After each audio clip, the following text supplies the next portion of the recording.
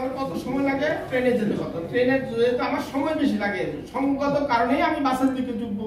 এখন আপনি বাসের ভাড়ার সাথে যদি আমার ট্রেনের ভাড়াটা কাছাকাছি করে দেন, তাহলে আপনি একটু আগ বাড়াইয়া বাসের ব্যবসাটাকে সম্প্রসারণের সুযোগ তৈরি করে দিলেন।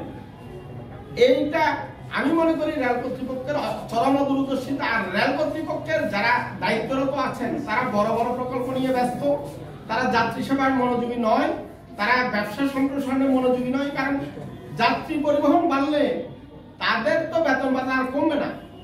এখন তারা সুযোগ সুবিধা যেটা বিদ্যমান আছে এটা তো পাবেই। সঙ্গত কারণে তারা সরকারের যে ইচ্ছা, সরকারের যে আকাঙ্ক্ষা, এই আকাঙ্ক্ষা থেকে দূরে সরে যাচ্ছে, বাস মালিকদের ব্যবসা সম্প্রসারণের সুযোগ তৈরি করে দিচ্ছে বলে আমরা স্পষ্ট মনে করি। বাসের ভাড়া মাত্র 900 টাকা। 3, ঢাকা রংপুর রুটে ট্রেনে শোভন চেয়ার 505 টাকা, টিকিট এখন 635 টাকা, যা কালোবাজারের কাছ থেকে 800 থেকে 1000 টাকা কিনতে হয়। ঢাকা রংপুর রুটে লোকাল বাসের ভাড়া 400 থেকে 500 টাকা, ডাইরেক্ট বাসের ভাড়া 800 টাকা। এই রুটে ট্রেনে এসি চেয়ার 966 টাকা, টিকিট এখন 1214 টাকা, যা টিকিট কালোবাজারের কাছ থেকে কিনতে 1500 টাকা লাগে। এই রুটে বিলাসবহুল এসি বাসের টিকিট 1200 থেকে 1400 টাকায় পাওয়া যায়। ঢাকা রংপুর রুটে এসি বাস 2180 টাকা, যা কালোবাজারের কাছ থেকে কিনতে 3000 টাকা পর্যন্ত লাগে। অথচ ঢাকা রংপুর রুটে বিলাসবহুল বাসে এসি স্লিপার মাত্র 1600 টাকায় পাওয়া যাচ্ছে। এই রুটে বাসে যেতে সময় লাগে 6 থেকে 7 ঘন্টা, আর ট্রেনে যেতে সময় লাগে 10 থেকে 11 ঘন্টা। ঢাকা কুড়িগ্রাম রুটে ট্রেনে 510 টাকা শোভন চেয়ারের টিকিট এখন রেয়াত প্রত্যাহারের পরে 645 টাকা, যা কালোবাজারের কাছ থেকে 800 থেকে 1000 টাকায় কিনতে হয়। অথচ এই রুটে 600 থেকে 900 টাকায় উন্নত মানের বাসে যাতায়াত করছে যাত্রীরা। এই রুটে ট্রেনের এসি চেয়ার 972 টাকার টিকিট এখন 1237 টাকা, যা কালোবাজারের কাছ থেকে 1500 থেকে 1600 টাকায় কিনতে হয়। অথচ 800 থেকে 1200 টাকায় এই রুটে বিলাসবহুল এসি বাসে যাতায়াত করা যায়। 5, ঢাকা পঞ্চগড় রুটে এসি বাসের মূল্য 2400 টাকা, এই রুটে বিলাসবহুল এসি স্লিপারের দাম 1800 টাকা। পর্যবেক্ষণে আরো দেখা গেছে রেল খাত লাভজনক করার ঘোষণা দিয়ে 2012 সালে সর্বনিম্ন 7 থেকে সর্বোচ্চ 110% পর্যন্ত ভাড়া বৃদ্ধি করেছিল বাংলাদেশ রেলওয়ে। এরপর 4 বছরের মাথায় 2016 সালে 7% রেলের ভাড়া বাড়িয়েছিলেন। একই সাথে 2012 সালে ভাড়া বৃদ্ধির সময়ে ট্রেনের ওই সময়ে বিদ্যমান সেকশনাল রেয়াতি সুবিধা প্রত্যাহারের পরে আসলে কি রেল লাভবান হয়েছিল, এই প্রশ্ন আমরা রেল কর্তৃপক্ষের কাছে রাখতে চাই। ওই বছর অর্থাৎ 2016-17 অর্থ বছরে রেলের লোকসান ছিল 1226 কোটি টাকা। এতে বোঝা যায় কেবলমাত্র ভাড়া বৃদ্ধি করে লাভবান হওয়া বা লোকসান কমানো কোনোভাবেই সম্ভব নয়। বর্তমানে রেয়াতি সুবিধা প্রত্যাহার করে যে হারে ভাড়া বাড়ানো হয়েছে, এতে যাত্রীরা রেল বিমুখ হবে, রেলের টিকিটবিহীন যাত্রীর যাতায়াত আরো বাড়বে, রাজস্ব আয় আরো কমবে, ট্রেনে কর্মকর্তা কর্মচারীদের লুটপাটের সুযোগ সম্প্রসারিত হবে। রেলের আয়বর্ধক খাত যেমন সুযোগ সুবিধা বৃদ্ধি, ট্রেনের সংখ্যা বাড়িয়ে পণ্যবাহী ট্রেন থেকে আয় বাড়ানোর দিকে না ঝুঁকে বাংলাদেশ রেলওয়ে সাধারণ যাত্রীদের কাছ থেকে বাড়তি ভাড়া নিয়ে আয় বাড়ানোর যে আকাশ কুসুম পরিকল্পনা করেছে, সেটি কার্যত ব্যস্ত বলে অতীতের অভিজ্ঞতা থেকে প্রমাণিত হয়েছে।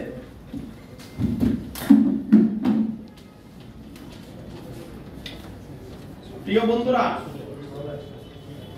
বর্তমান ক্ষমতাসীন সরকার রেল খাতকে বিকশিত করার লক্ষ্যে গত 14 বছরে 94,000 কোটি টাকা বিনিয়োগের পরেও এখনো 60% রেলপথ ঝুঁকিপূর্ণ, 80% লোকোমোটিভ ও 63% কোচ মেয়াদোত্তীর্ণ, যা অর্থনৈতিক আয়ুষ্কাল শেষ হয়ে গেছে। পরিকল্পনার গরজে ট্রেনের টিকিট 10 দিন আগে কিনতে হচ্ছে যাত্রীদের, অথচ 90% যাত্রী 10 দিন আগে তাদের ভ্রমণ পরিকল্পনা করতে পারে না।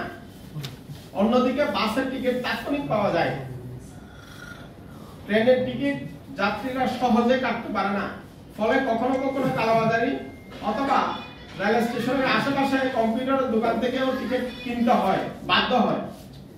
এভাবে টিকিট ক্রয়ের কারণে সাধারণ ও নিম্ন আয়ের মানুষ অনেক সময় প্রতারিত হচ্ছে। তাই বাধ্য হয়ে কখনো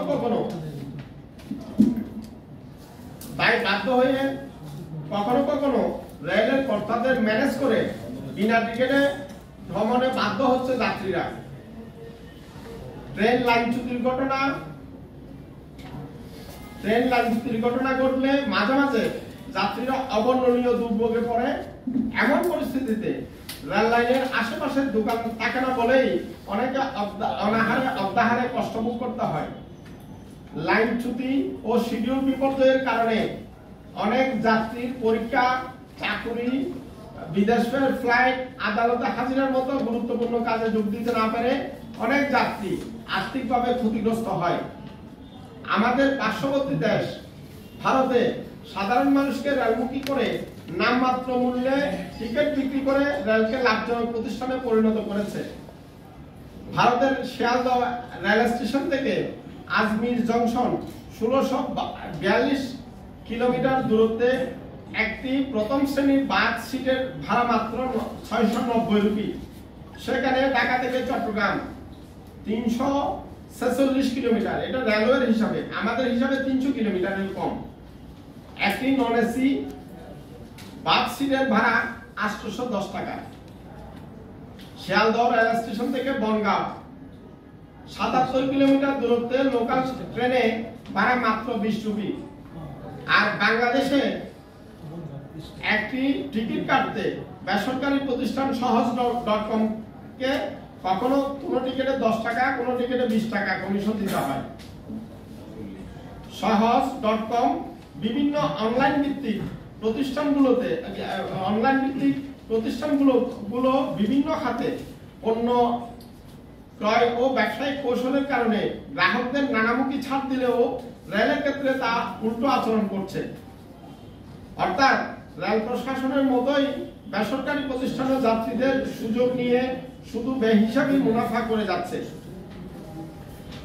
ভারতের এক রাজ্য থেকে অন্য রাজ্যে রেলের সাশ্রয়ী মূল্যে পণ্য পরিবহন করে দ্রব্যমূল্য নিয়ন্ত্রণে রাখতে সক্ষম হয়েছে।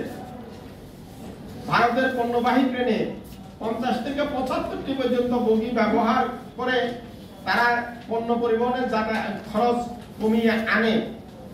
এমন পদ্ধতিতে চট্টগ্রাম ও মংলা সমুদ্র বন্দর থেকে সারা দেশে রেলপথে পণ্য পরিবহন নেটওয়ার্ক গড়ে তোলার পাশাপাশি দেশের এক জেলা থেকে অন্য জেলায় মাছ, মাংস, সবজি ও নিত্যপণ্য পরিবহন করা গেলে এদেশেও দ্রব্যমূল্য নিয়ন্ত্রণে রাখা সম্ভব হতো। অন্যদিকে রেলের অনিয়ম, দুর্নীতি, অপ্রয়োজনীয় কেনাকাটা বন্ধ করে সম্পদের সুষ্ঠু ব্যবহার, বেদখলকৃত জমি উদ্ধার করে বাণিজ্যিকভাবে ব্যবহারের পাশাপাশি নানামুখী লাভজনক কর্মকাণ্ডে বিনিয়োগের মধ্য দিয়ে রেলকে ধীরে ধীরে লাভজনক প্রতিষ্ঠানে পরিণত করা সম্ভব।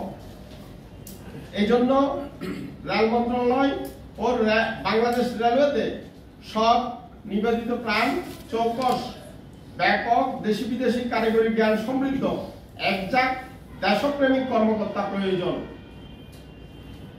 একই সাথে শেখ হাসিনার ভীষণ বাস্তবায়নে রেলের উপর থেকে ঝেঁকে বসা দুর্নীতিবাজ কালো বিড়ালের বিষ দাঁত উপড়ে ফেলা এখন সময়ের দাবি বলে আমরা মনে করি। আমাকে শোনার জন্য ধন্যবাদ জানাচ্ছি। আমাদের মতো সীমিত সম্পদ, কিন্তু অধিক জনসংখ্যার আধিক্যের দেশে ট্রেন কেবল জনপ্রিয় বাহন নয়, গণপরিবহন হিসেবেও অনেক বেশি গুরুত্বপূর্ণ। যাতায়াত, মালামাল পরিবহন থেকে শুরু করে কর্মসংস্থানের অন্যতম মাধ্যম এই রেল খাত। তবে আমাদের দেশে রেল মানেই দুর্নীতিগ্রস্ত হাত হিসেবে সবাই মনে করেন। এই কারণে এই খাতে বছরের পর বছর লোকসান গুনতে হচ্ছে। স্বাভাবিক সময়ে ট্রেনে কত মানুষ যাতায়াত করে সেই হিসাব বাদ দিলে খোলা চোখে 2 ঈদে দেখা যায় সাধারণ মানুষের দল। ট্রেনের বগি থেকে শুরু করে ছাদে মানুষের টুটুম্বর থাকে। যে দেশে ট্রেনে সর্বস্তরের মানুষের জন্য সাশ্রয়ী ও বহুল ব্যবহৃত গণপরিবহন, সেই রেল খাত কেন বছরের পর বছর লোকসান টানতে হচ্ছে?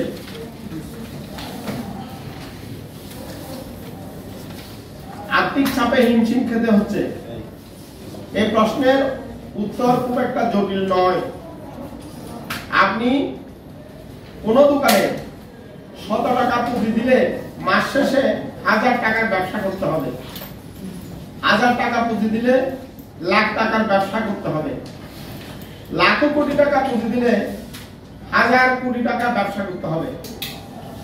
এটাই সহজ অঙ্ক। অথচ বর্তমান রেল সেবা সম্প্রসারণের নিয়তে বর্তমান সরকার গত 14 বছরে 94,000 কোটি টাকা বিনিয়োগ করেছে। একই সাথে ট্রেনের শিডিউল বিপর্যয়, লাইনচ্যুতির ঘটনা 94,000 কোটি টাকা বিনিয়োগ করেছে। তারপরও রেলের সেবা বাড়েনি, বরং পণ্য পরিবহন কমেছে, কোন ট্রেনে যাত্রী পরিবহনও কমেছে।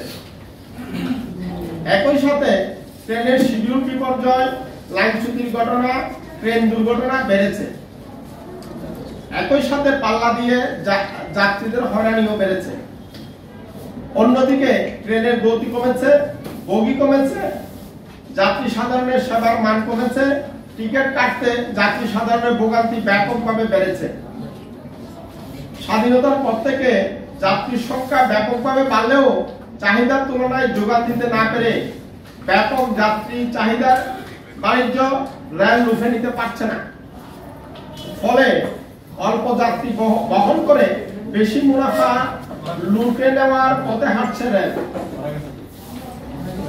এমন চিন্তা থেকে রেয়াতি সুবিধা প্রত্যাহার করে বাসের চেয়ে রেলের ভাড়া বেশি নির্ধারণ করা হয়েছে বলে আমরা যাত্রী কল্যাণ সমিতির পক্ষ থেকে আমাদের পর্যবেক্ষণে এমনকি চিত্র উঠে এসেছে।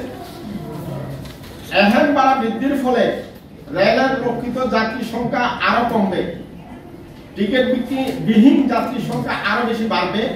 তাই এহেন গণবিরোধী ভাড়া বৃদ্ধির সিদ্ধান্ত প্রত্যাহারের জন্য দেশের যাত্রী সাধারণের পক্ষ থেকে আমরা রেল কর্তৃপক্ষের কাছে জোর দাবি জানাচ্ছি। শুধুমাত্র যাত্রী পরিবহন করে বিশ্বের রেল খাত লাভজনক হওয়ার নজির নেই। বাংলাদেশ রেলওয়ে বেহিসাবি দামে কেনাকাটা, প্রকল্পের নামে অর্থ লুটপাট, অপ্রয়োজনীয় ডেমো আমদানি, 600 কোটি টাকার ব্যবহার অনুপযোগী তেলের ওয়াগন আমদানি, 5,000 কোটি টাকার 5,000 টাকার বাকি 94,000 কোটি টাকা ক্রয়, ভুল পরিকল্পনায় 4,000 কোটি টাকায় ব্যয়ে 20 বছর মেয়াদী 125 কিলোমিটার মিটার গ্যাস লাইন তৈরি করে আবার তুলে ফেলার মতো হাজার কোটি টাকা জলে ঢালার খেসারত দেশের যাত্রী সাধারণ কেন দেবে, এই প্রশ্ন আমরা রেল কর্তৃপক্ষের কাছে রাখতে চাই।